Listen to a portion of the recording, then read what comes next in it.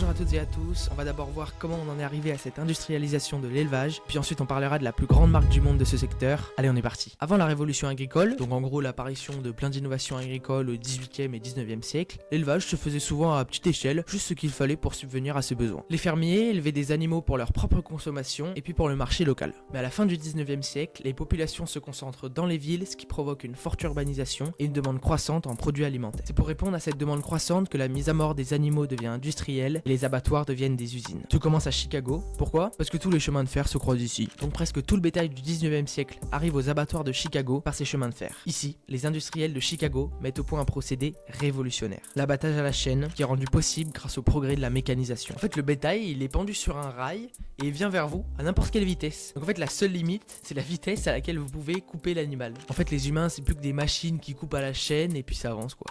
Dans les années 1890, il fallait 10 heures pour abattre et découper un bœuf. Dans les abattoirs de Chicago, il faut 34 minutes. Croyez-vous que cette nouvelle formule d'élevage va convaincre les éleveurs traditionnels ? Mais j'en suis persuadé. C'est une révolution économique vraiment majeure, parce qu'en fait, tout le monde allait enfin pouvoir manger de la viande tout le temps. Mais c'est à ce moment-là que le processus est devenu déshumanisant. La relation entre l'animal et l'humain a complètement changé. Là, on utilise cette poule comme une machine, comme un nouveau moteur qui consomme moins que les moteurs qu'on utilisait précédemment. Dans cette masse d'animaux qui est transformée en viande dans ces abattoirs, l'animal individuel est complètement invisibilisé. C'est plus des êtres vivants, c'est des marchandises, de la matière première utilisable à volonté. Et d'ailleurs, je vais vous raconter une toute petite anecdote qui va vous faire comprendre à quel point cette innovation a tout changé. En 1906, l'ingénieur Henry Ford décide de passer par Chicago et visiter les abattoirs industriels. Il découvre le processus et réfléchit. Il se dit, c'est une chaîne de découpage où les porcs sont découpés en morceaux. Mais est-ce qu'on pourrait pas faire l'inverse ? Alors évidemment, vous allez me dire, on peut pas recomposer un porc, mais est-ce qu'on pourrait pas assembler une voiture de la même manière ? Quelques années plus tard, les usines Ford s'y mettent. Et oui, ce procédé déjà à la base bien révolutionnaire a en plus inspiré l'industrie automobile et pas que. En fait, l'abattage de masse, ça a été le point de départ de l'industrialisation du monde. Et alors évidemment, ensuite, l'élevage n'a fait qu'essayer d'être plus efficace et productif en développant des technologies comme les hormones de croissance, en maximisant les ressources, l'espace et le profit. Aujourd'hui, c'est 70 milliards d'animaux qui sont abattus chaque année dans des élevages industriels, plus de 100 000 par minute. En France, 2/3 des petites exploitations ont disparu en moins de 50 ans. Toujours en France, c'est près d'1 milliard d'animaux qui sont tués chaque année. Les animaux d'élevage sont sélectionnés génétiquement pour produire toujours plus. Les vaches, poulets et porcs sont mutilés, enfermés dans des cages individuelles ou entassés dans des enclos, sans lumière et même sans pouvoir bouger. Ils sont gavés et frappés avant d'être tués à la chaîne. Cette vie-là, c'est celle de 80% des animaux de la planète. Puis évidemment, les entreprises ont fait de ce modèle intensif leur business, et on va justement en parler de ces entreprises. Oh là là, la transition de fou. À l'échelle mondiale, 4 multinationales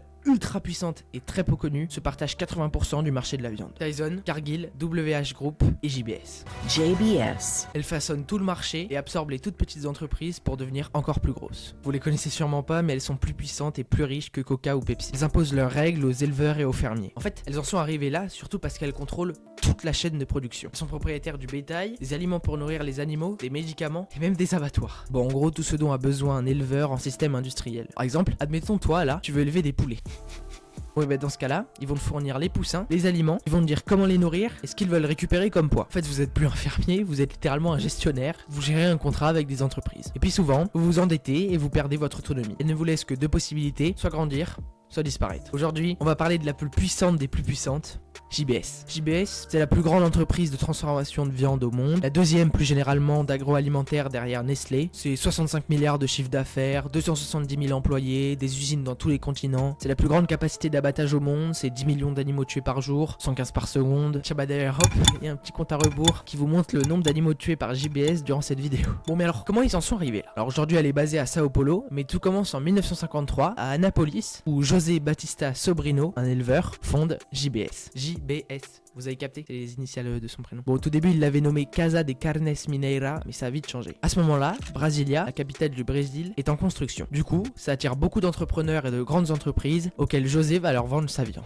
Il commence ce petit business dans une petite usine. À la fin des années 1960, Sobrino s'est développé et est devenu propriétaire d'abattoirs. Et puis dans les années 1980, l'entreprise a commencé à vraiment bien se développer dans le Brésil et a acheté d'autres entreprises de transformation de viande pour noyer toute concurrence. Entre 2007 et 2010, comme elle est devenue une société publique. Elle a obtenu un investissement de 2,5 milliards de dollars par la Banque brésilienne de développement. Grâce à ça, la même année, JBS, qui voulait être sûr que c'était bien eux les plus grands transformateurs de viande bovine du monde, ont acheté la société américaine Swift & Company pour 225 millions de dollars, qu'ils ont rebaptisé JBS USA. C'est le troisième plus grand transformateur américain de viande de bœuf et de porc. Au passage, ils sont rentrés dans le marché du porc. Ensuite, l'année suivante, c'est le secteur des bœufs de Smithfield Foods qui a été racheté et rebaptisé JBS Packerland. Allez hop, au suivant. En 2010, ils se sont dit que les bœufs ça suffisait pas, alors ils se sont mis au poulet en achetant pour 2,8 milliards de dollars une grande partie de l'entreprise Pilgrim's Pride, qui est donc dans l'industrie de la production du poulet. En 2014, ils acquièrent Primo Foods. There's good, there's great,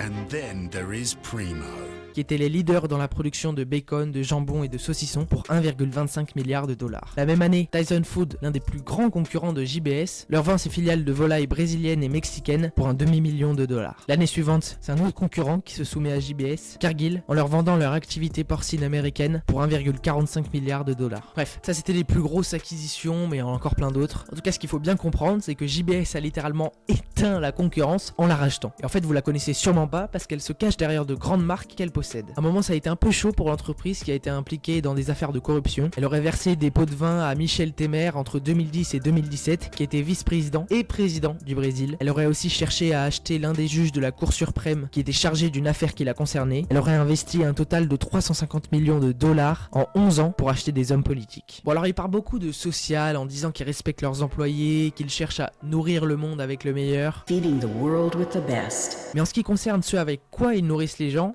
clairement, tout est horrible. Je vais pas m'attarder dessus, mais je pense que vous êtes conscient de à quel point ce type d'élevage est un désastre sur plein d'aspects. L'aspect environnemental, parce que les animaux ont besoin d'énormément d'eau et de nourriture, ce qui conduit à la déforestation. L'aspect éthique, évidemment, avec des conditions d'élevage terribles. Dans le documentaire d'Arte nommé L'usine des animaux, je vous le mets dans la description, on voit par exemple Jay Hall, un éleveur américain qui possède un élevage de 9000 veaux, parqués chacun dans une niche en plastique grillagé et alignés en rang serré sur un énorme terrain en terre. Face à ça, Jay Hall ne doute de rien, fier de nourrir la population. Il y a aussi l'aspect social, parce que la plupart du temps, les conditions de travail sont absolument terribles dans ces élevages. Bref, je pense que vous saviez tout ça. Bon, ça c'est la réalité des choses. Alors comment ces entreprises de ce secteur font pour cacher cette réalité et déculpabiliser le consommateur? Eh ben ils mettent en place toute une stratégie marketing. Ils montent dans des publicités des bêtes élevées à l'air libre, heureuses de se sacrifier. Et alors ça porte un nom, le suicide food.